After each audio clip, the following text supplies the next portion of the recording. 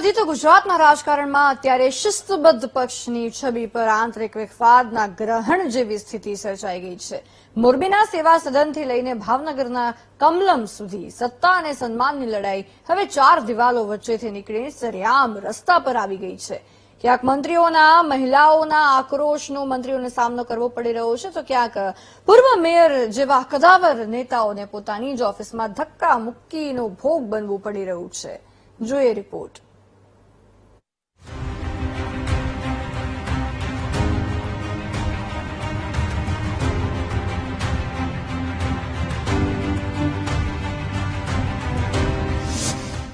Ticket ન મળી તો બદલાયા તેવર। કાલે જે સાહેબ હતા તે આજે ઘેરાયા। શિસ્તની વાતો પ્લેટફોર્મ પર સારી લાગે, ટિકિટ કપાય ત્યારે સ્ટેશન બદલાઈ જ જાય। રાજકારણમાં શિસ્ત અને નિષ્ઠાના ગાણા ખૂબ ગવાય, પણ જ્યારે વાત ટિકિટની આવે ત્યારે ગમે તેવા દિગ્ગજોના ગણિત બગડી જાય। મોરબીના સેવા સદનમાં જે દ્રશ્યો સર્જાયા તે જોઈને તો એમ જ લાગે કે લોકશાહીના મેળામાં મંત્રી કાંતિ અમૃતિયાને પણ ખબર નહીં હોય કે તેમને આવું સ્વાગત મળશે। પક્ષના કાર્યકરો જ્યારે વહેંચણીમાં રહી જાય ત્યારે અચાનક ખબર પડે છે કે રાજકારણ એ સેવાનું નહીં પણ સેટિંગનું શાસ્ત્ર છે। વાત જાણે એમ છે કે ભાજપના દિગ્ગજ નેતા અને મંત્રી કાંતિ અમૃતિયા જ્યારે સેવા સદન ખાતે ઉમેદવારો સાથે પહોંચ્યા ત્યારે તેમને એકાએક જનતાના આક્રોશનો સામનો કરવો પડ્યો। નગરપાલિકાના પૂર્વ પ્રમુખ અનોપસિંહ જાડેજાને ભાજપમાંથી ટિકિટ ન મળતા હોબાળો થયો। અનોપસિંહના બહેન સીધા મંત્રી કાંતિ અમૃતિયા સામે આવી ગયા અને જાહેરમાં ન બોલવાનું બોલવા લાગ્યા। ટિકિટ કપાતા ગુસ્સે થયેલા મહિલાએ મંત્રીને રોકડું પરખાવતા વાતાવરણ તંગ બની ગયું। બીજી તરફ ટિકિટ ન મળતા હવે અનોપસિંહ જાડેજાએ અપક્ષ ઉમેદવારી નોંધાવી ભાજપ સામે જ બાયો ચડાવી છે। સત્તા બદલાતા જ બદલાયા સન્માનના સમીકરણો। શિસ્તનો બુરખો ઉતરી ગયો, પૂર્વ મેયરને મળ્યો ધક્કો। ભાવનગર ભાજપના ગઢ ગણાતા કમલમમાં જે રીતે પૂર્વ મેયર ભરત બારડ સાથે વર્તન થયું તેણે શિસ્તબદ્ધ ગણાતી પાર્ટીની આબરૂના ધજાગરા ઉડાડી દીધા।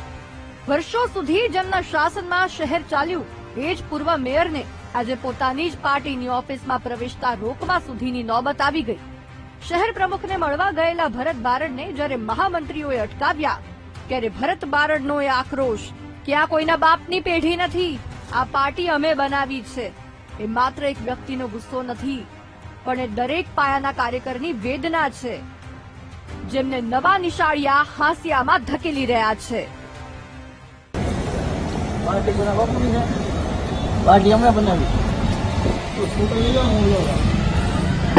ઉપરથી ના પડી બહાર દેવાની,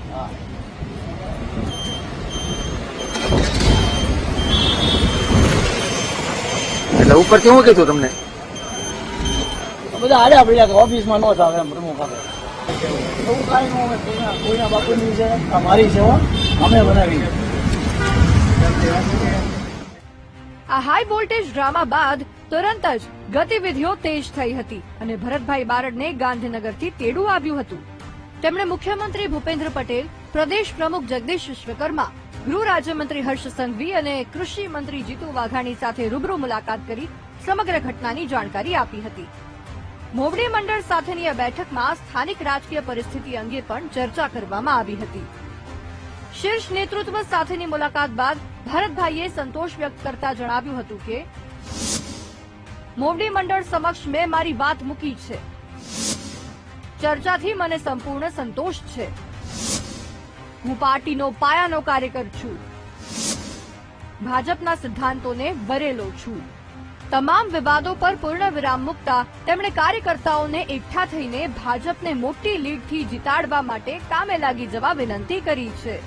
મોરબીમાં મંત્રી કાંતિ અમૃતિયા સામે મહિલાનો આક્રોશ અને ભાવનગરમાં પૂર્વ મેયર ભરત બારડને કમલમમાં મળેલા ધક્કા એ સાબિત કરે છે કે પક્ષમાં અત્યારે જૂના જોગીઓ અને નવા સત્તાધીશો વચ્ચે ગજગરાટ ચરમસીમાએ છે। જ્યારે પાયાના કાર્યકરો કે પીઢ નેતાઓને લાગે છે કે તેમની વર્ષોની નિષ્ઠાને ટિકિટ કે સન્માનના નામે નજરઅંદાજ કરવામાં આવે છે ત્યારે શિસ્તની દિવાલો તૂટે છે.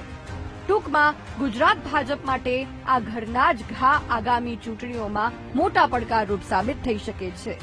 Bureau report, BTV news.